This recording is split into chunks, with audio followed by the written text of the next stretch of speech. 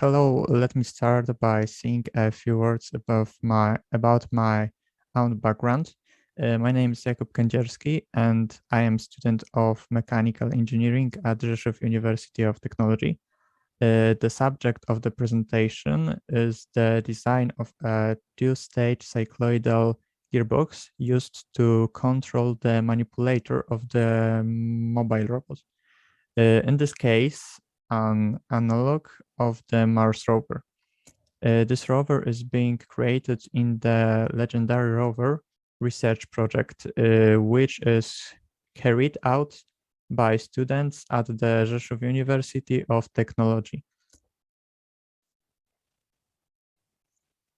Project idea. During the construction of the new Mars rover analog in the legendary rover research project, where we built such mobile robots mainly for the University Rover Challenge competition, a need arose for an extremely light, precise, durable gearbox with a large ratio. The gearbox was to drive the first part of the arm. This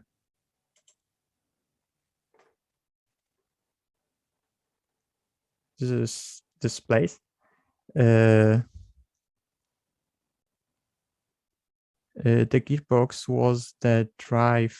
The gearbox was to drive the first part of the arm.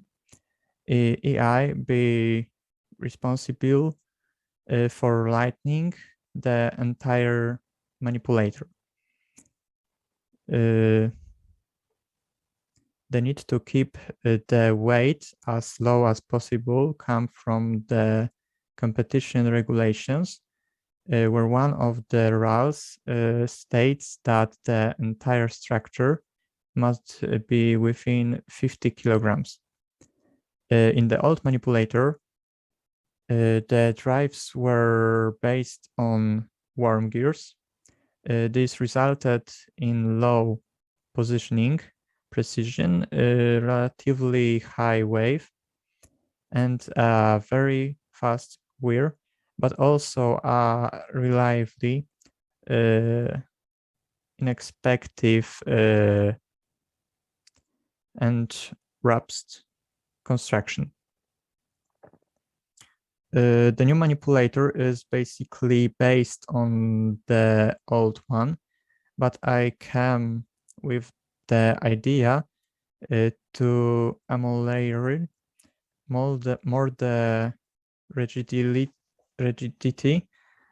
of the wall structure and replace the worm gears with something better. The solution was to replace the worm gear with cycloidal gear. However, this available on the market and relatively too heavy. However, the idea of using a two-stage cycloidal gear came up.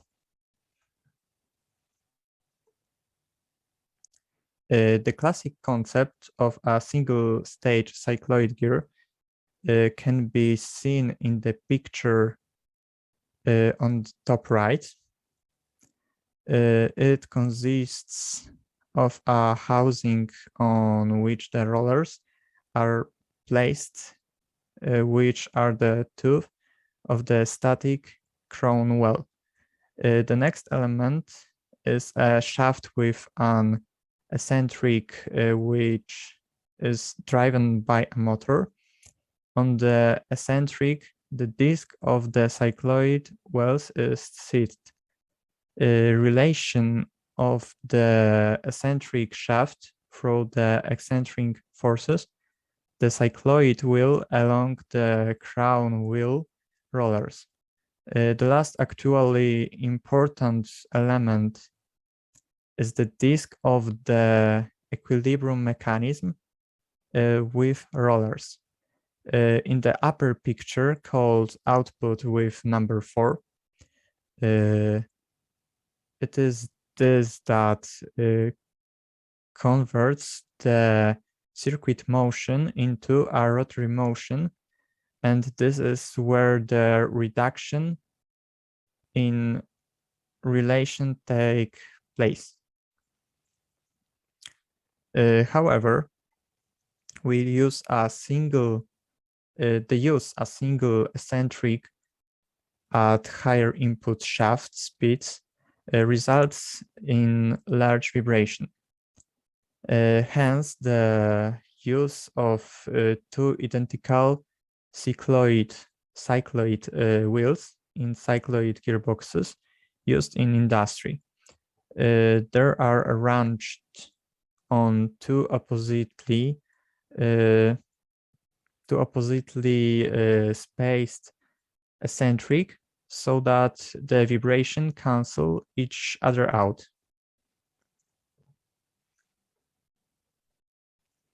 The essence of the two-stage classical cycloidal reductor and its modified version. But in this case of the presentation, we are talking about a two-stage cycloid gearbox. The very concept of a two-stage cycloid gearbox focuses on the use of two cycloid gears in one body. This results in two independent eccentric shafts for cycloid wheels to balance discs. It is worth noting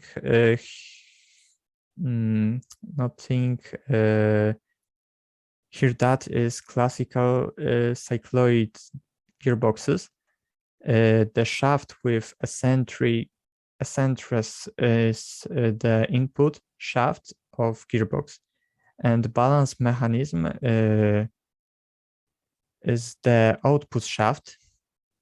In classical designs, also the rollers constituting the crown wheels are similar to the first and second cycloid wheels. Our project was based on the so-called short version, an idea described in more detail by researchers at the University of Kragujevac in Serbia.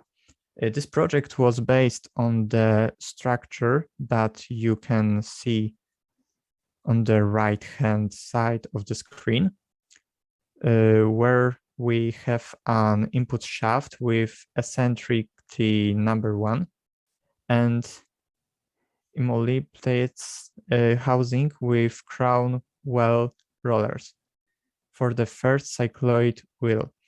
Then an equilibrium mechanism located between the two cycloid discs is used here to transfer rotation motion from one wheel to the other.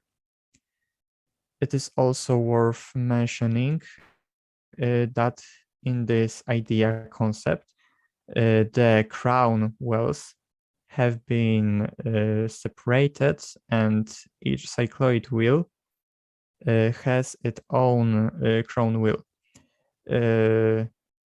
Here the crown wheels is the output shaft.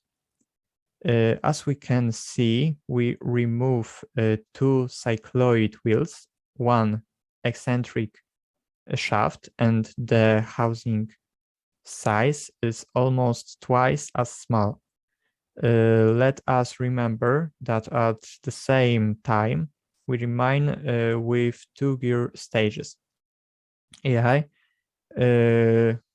with the parameters of this gear on the left.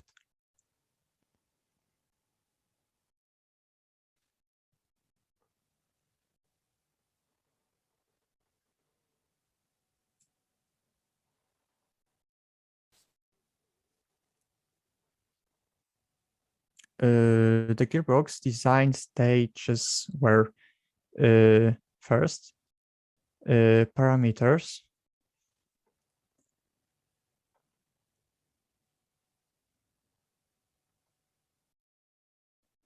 the selection of parameters which were estimated in SolidWorks based on the arm assembly created also added the load of 5 kilograms that the gripper lifts at full reach of the manipulator.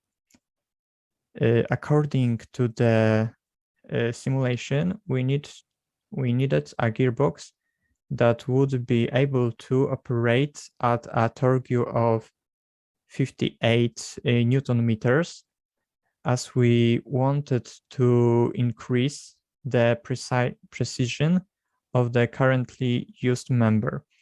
We estimated the required gear ratio to be 100:1. 3. The necessary geometry of the outline of the cycloid wheels and the rollers of the crown wheels was calculated from the literature. The conditions for current gear tooth meshing were also checked.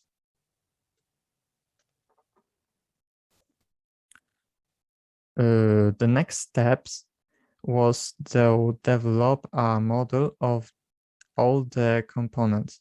This action has made it possible to create the assembly model of the entire gearbox. In order to make a prototype at a later stage, the analysis of the gearbox operation in the SolidWorks Motion add-on was also carried out in the SolidWorks software environment. This was followed by a strength analysis using a finite element method. 4. The final step was to print the prototype from 3D printing, the material used being PLA.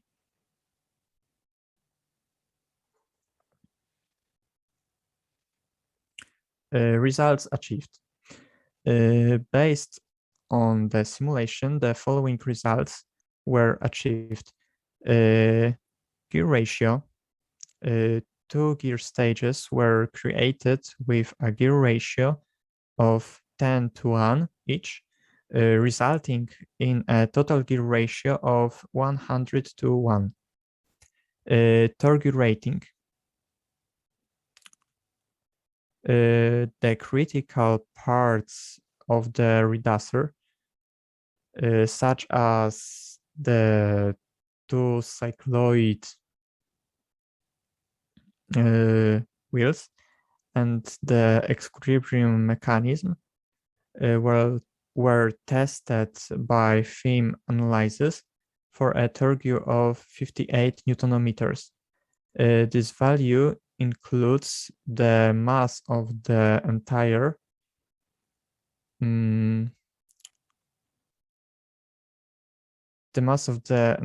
manipulator, as well as the 5 kilogram lead that the manipulator lifts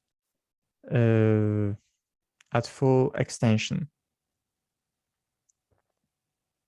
Mass. Analysis of the entire device performed in SolidWorks software allowed the total mass of the gearbox to be estimated at 1038 grams. This value includes all bolts, nuts, all elements of the gearbox, as well as all sliding sleeves. Dimensions. The geometry of the gearboxes resembles a cylinder with a diameter of 110 millimeters and a height of 52 millimeters. These are extremely values.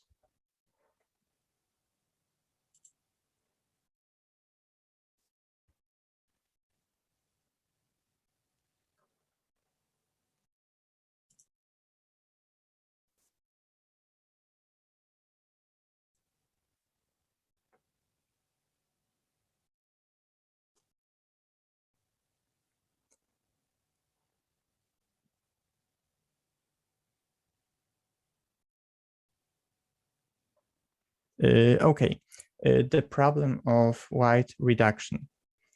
On the right side, we can see the finished assembly of the designed cycloid gearbox.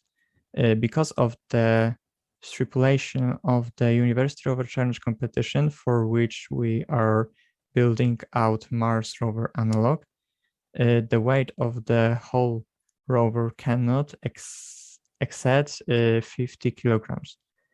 Therefore, we have set a goal to reduce the weight of each possible components of the rover.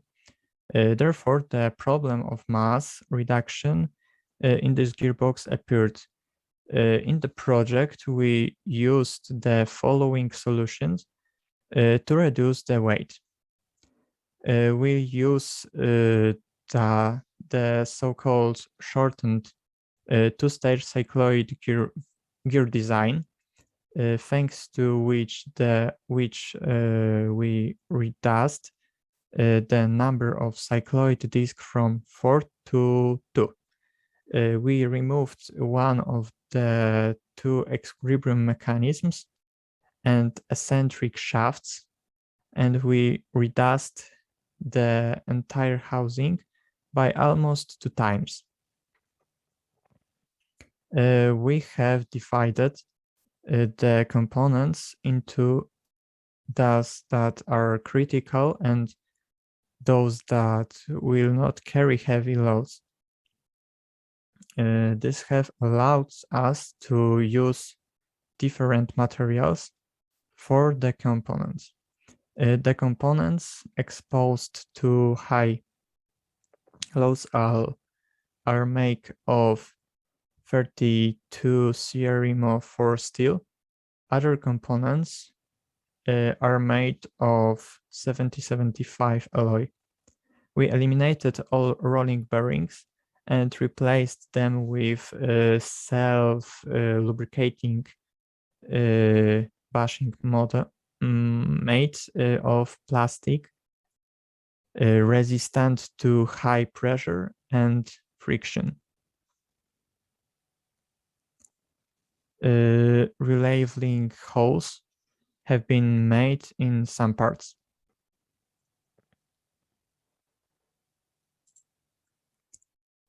Okay, components such as the balance mechanism disc of the left equilibrium mechanism, the cycloid wheel seams in the center, and the eccentric shaft have been made from 42 CRMO4 steel.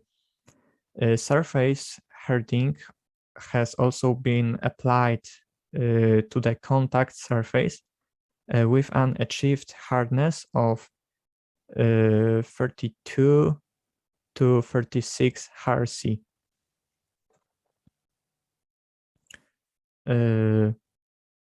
Components such as the body, the fixed crouch wheels pins, and the movable crown wheels, which is also the output shaft, are the most important parts that are made of 7075 alloy dural.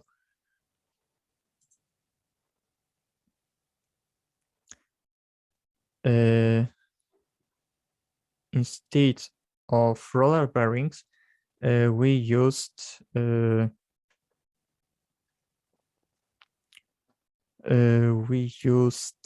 self-lubricating Iglidur sliding sleeves developed by the German company Igus. Their wall thickness is 1 millimeters, which allowed to minimize their dimensions. In the photos on the left, you can see all types of sleeves used. In the photo on the right, the elements in rainbow colors are precisely the sleevelink sleeves.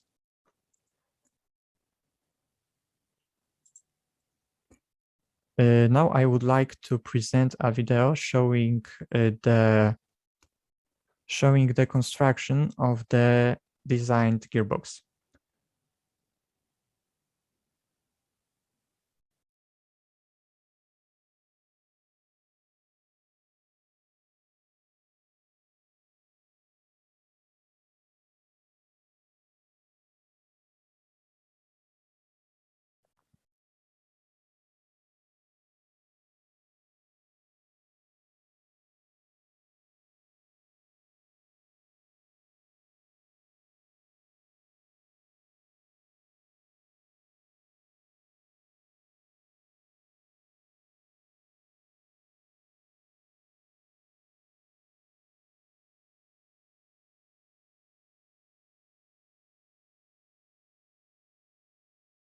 Okay, next. Durability analysis. The strength analysis was created using the SolidWorks Motion and SolidWorks simulation add-ons. At first, the using of the motion add-on allowed finding the gear setting during one complete cycle of operation into which the Van Mises strengths have the highest value. Herefore, not finite elements ranking in size from 1 to 2 millimeters were used. Then in the simulation add-on, the previous setting was recreated and the analysis of deformation and von Mises stresses was carried out. Spatial triangular square finite elements were used to create the mesh in this analysis, second analysis. When analyzing the results, no extent of the yield point was noticed, so the elements should not suffer damage such as cracks or plastic deformation during operation of the gearbox. Here we can see the finished prototype made by 3D printing.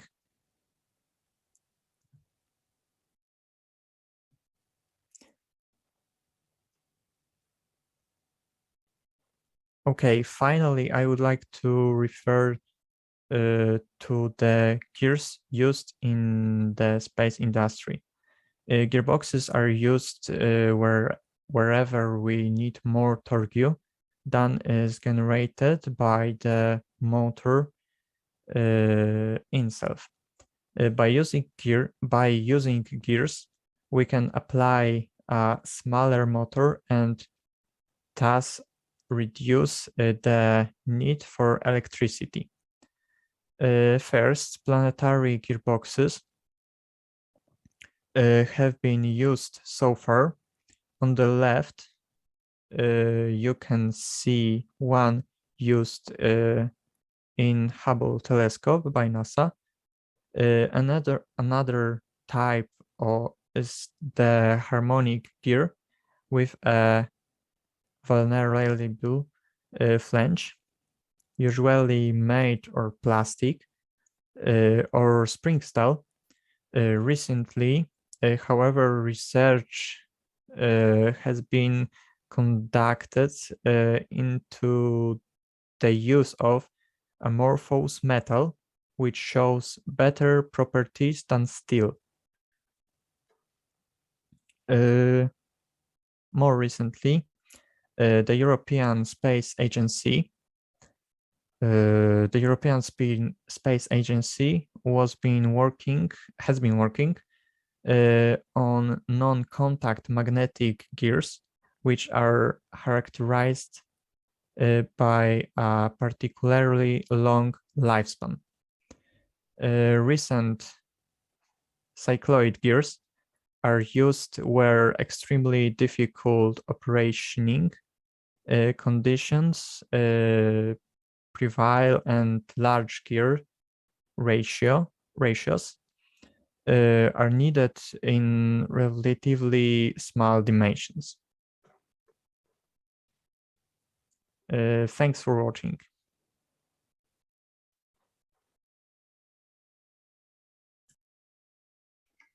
Thank you so much, Jakub, for a wonderful presentation. We have like a few minutes left for any questions. So does anybody want to ask questions? Just unmute yourself and then ask away. So no questions? Well, maybe Jakub, if anybody wants to know more, maybe collaborate with you, is there a email or connection where they can reach out to you? Yes, any questions will be right on my email, Jakub Kędzierski 98 gmail.com.